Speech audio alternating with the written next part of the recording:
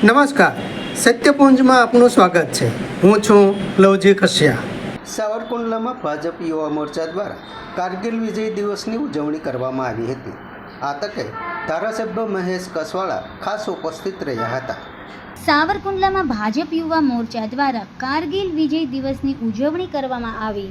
ધારાસભ્ય મહેશભાઈ કસવાળા ખાસ ઉપસ્થિત રહ્યા। દેશના વીર જવાનોએ વડાપ્રધાન અટલ બિહારી વાજપેયીના નેતૃત્વમાં કારગિલ ખાતે પાકિસ્તાની ઘૂસણખોરોને મહાત કર્યા હતા।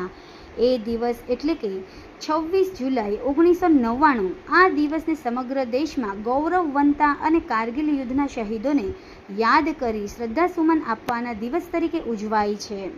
સાવરકુંડલામાં વિસ્તારના સક્રિય ધારાસભ્ય મહેશભાઈ કસવાલાની ઉપસ્થિતિમાં યુવા ભાજપે શહીદ વંદના કરી કારગિલ વિજય દિવસ મનાવ્યો હતો।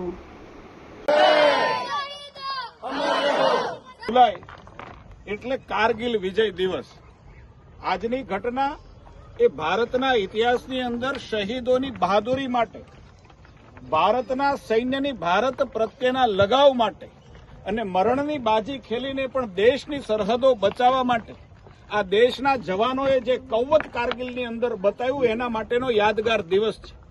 શ્રદ્ધેય પ્રધાનમંત્રી અટલ બિહારી વાજપેયીના નેતૃત્વમાં ભારતના સૈન્યએ કાશ્મીરની અંદર જે કારગિલ ઘાટી છે, ટાઈગર હિલ જેને કહી શકાય, સૌથી ઊંચી ઘાટી છે, 20,000 કરતા વધારે ફૂટની ઊંચાઈઓ પર જઈ દેશના જવાનોએ જે પ્રકારનો વિજય ભારત માટે મેળવ્યો તો એ અવિસ્મરણીય છે। દુનિયા દંગ રહી ગઈ હતી કે જે પ્રકારે આટલી બધી ઠંડીમાં, જ્યાં માઇનસ ટેમ્પરેચરની અંદર ભારતના એ વીર જવાનોએ જે પ્રકારે દેશ માટે બહાદુરીનું કાર્ય કર્યું છે, હું એમ માનું છું કે દેશના 150 કરોડ કરતા લોકોના મનની અંદર, આજે એના હૃદયની અંદર આ સૈનિકોએ, દેશના જવાનોએ સ્થાન મેળવ્યું છે।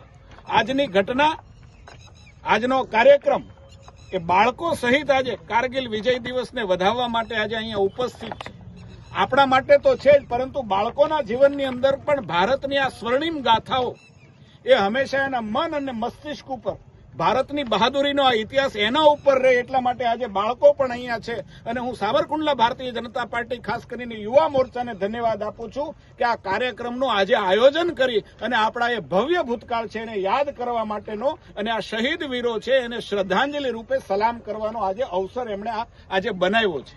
હું જનતા બાગની અંદર ઉપસ્થિત તમામ લોકોને કહું છું કે જેના હાથમાં મીણબત્તી છે એના હાથમાં મીણબત્તીથી આ શહીદોને શ્રદ્ધાંજલિ આપીએ, જેના હાથમાં પુષ્પ છે એ પુષ્પથી આપીએ, અને જેના હાથમાં કશું નથી એ દિલથી આપણે આપણા જે શહીદો છે એને શ્રદ્ધાંજલિ આપીએ, એટલી વિનંતી કરું છું। ધન્યવાદ।